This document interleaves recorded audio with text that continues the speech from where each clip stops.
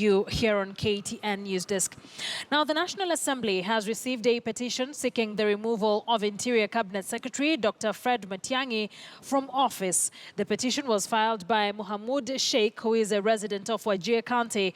He accuses Matiang'i of violating the Constitution and ignoring court orders, saying that makes him unsuitable to hold a public office. After the High Court found Interior CS Dr. Fred Matiang'i guilty of contempt of court and slapped him with a fine of 200,000 shillings to be deducted from his salary, the events of last week have come back to haunt him. And Tuesday afternoon, the clerk of the National Assembly received a petition seeking to oust Matiang'i from office. According to Mohamud, sheikh, a businessman from Wajir County and who has signed the petition, Matiang'i has failed to uphold his oath of office to defend the Constitution. He says Matiang'i has continued to defy court orders, which goes against Chapter 6 of the Constitution on leadership and integrity, hence bringing disrepute to the Jubilee administration, claims that have been supported by MPs affiliated to the opposition. Now we shall zero down on individuals, like the CS for Interior. There's a man that should be taken and be jailed. In fact, it does not qualify now to hold a public office. He's already violated the Constitution that he's taken oath to protect. Coming up and openly defying arms of government, it's a dangerous trait. It's a very dangerous trait.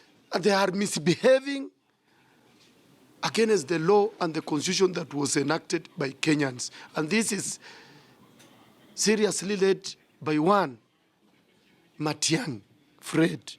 However, while appearing before the Departmental Committee on National Security, Dr. Matiang'i sought to exonerate himself from any blame, arguing that he has never been served with any court order.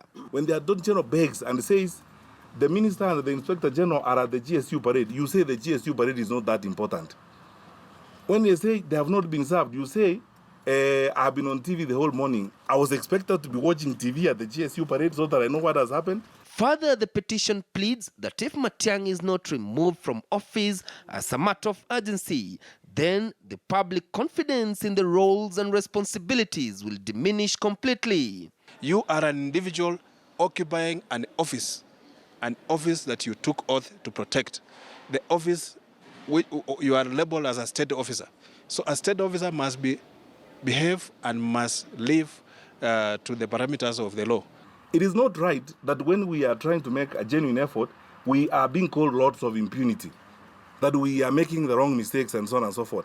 None of this, even our colleagues in the media who are reporting this matter. If the petition meets the threshold to remove the CS, then it will be forwarded to the Departmental Committee for National Security for more interrogation and questioning of Matiang'i, and later prepare a report that will be tabled in Parliament.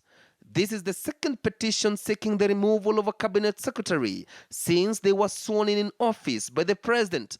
The first one was filed by a section of MPs from Rift Valley seeking the removal of Health CS Cecily Kariuki on how she handled the Kenyatta National Hospital saga. They were, however, prevailed upon by the Jubilee leadership to drop the petition. Chris Dairo, KTN.